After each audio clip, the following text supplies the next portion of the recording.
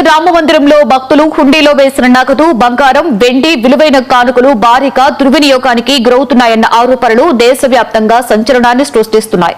ఈ వ్యవహారంపై ఉత్తరప్రదేశ్ ప్రభుత్వం ఏర్పాటు చేసిన ప్రత్యేక దర్యాప్తు బృందం ప్రాథమిక విచారణలో ఆలయంలో విరాళాల నిర్వహణలో విధిపరమైన లోపాలు ఉన్నట్లుగా గుర్తించారు. ట్రస్ట్ ప్రధాన కార్యదర్శి చంపత్ రాయ్, ట్రస్టీ అనిల్ మిశ్రా నైతిక బాధ్యత వహిస్తూ రాజీనామా చేయడం ఈ వివాదానికి మరింత ప్రాధాన్యతను తీసుకొచ్చింది. ట్రస్ట్ మాత్రం భక్తుల నమ్మకాన్ని కాపాడేందుకు పారదర్శక విచారణకు సహకరిస్తామని ప్రకటించింది.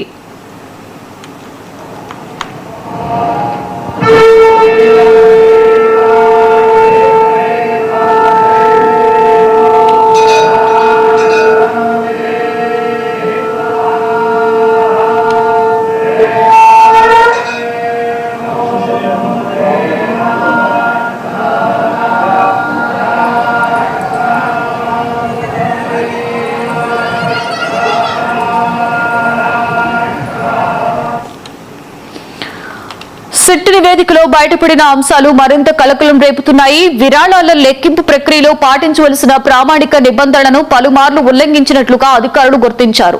విరాళాల పెట్టెల నుండి వచ్చిన నగదు, విలువైన వస్తువుల లెక్కింపులో నిర్లక్ష్యం మాత్రమే కాకుండా సీసీటీవీ ఫుటేజ్ ని నిబంధనల ప్రకారం 180 రోజుల పాటు భద్రపరచవలసి ఉండగా కేవలం 45 రోజులకే పరిమితం చేసినట్లుగా విచారణలో తేలింది.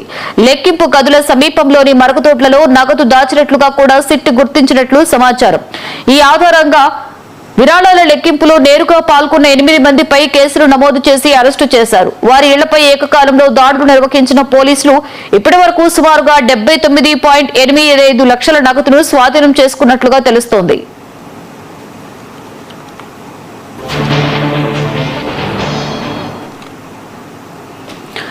ఈ కేసులో అరెస్ట్ అయిన వారిలో విరాళాల లెక్కింపు సిబ్బందితో పాటుగా ఆలయ పరిపాలనతో సంబంధం ఉన్న కొందరు వ్యక్తులు కూడా ఉన్నట్లు ఎఫ్ఐఆర్ లో పేర్కొన్నారు. విచారణలో మరిన్ని పేర్లు బయటపడే అవకాశాన్ని అధికారులు తోసిపుచ్చడం లేదు. ట్రస్ట్ సభ్యుడు కృష్ణమోహన్ ఫిర్యాదు ఆధారంగానే ఈ కేసు నమోదైందని, దాని తర్వాతే సిట్ సిఫారసుల మేరకు చర్యలు వేగవంతమవుతాయని అధికారులు చెబుతున్నారు. చంపత్ రాయ్ వ్యక్తిగతంగా ఎఫ్ఐఆర్ లో నిందితుడు కాదని, అయినప్పటికీ విచారణకు ఎలాంటి ఆటంకం కలగకుండా ఉండేందుకే రాజీనామా చేసినట్లు ట్రస్ట్ వర్గాలు వివరణ ఇస్తున్నాయి.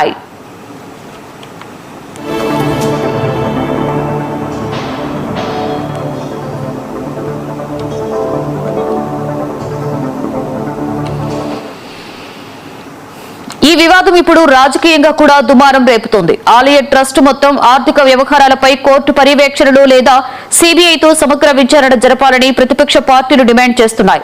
ఇంత భారీ స్థాయిలో భక్తుల విరాళాల నిర్వహణలో లోపాలు ఎలా జరిగాయని ప్రశ్నిస్తున్నాయి. మరొకవైపు ట్రస్ట్ మాత్రం భక్తుల విరాళాలు సురక్షితంగానే ఉన్నాయని, దోషులను ఎట్టి పరిస్థితుల్లో వదిలిపెట్టమని స్పష్టం చేస్తోంది. ఈ ఘటనతో అయోధ్య రామ మందిరం ప్రతిష్టకు దెబ్బ తగలకుండా పూర్తి పారదర్శకతతో దర్యాప్తు పూర్తి చేయాలని దేశవ్యాప్తంగా డిమాండ్స్ వినిపిస్తున్నాయి.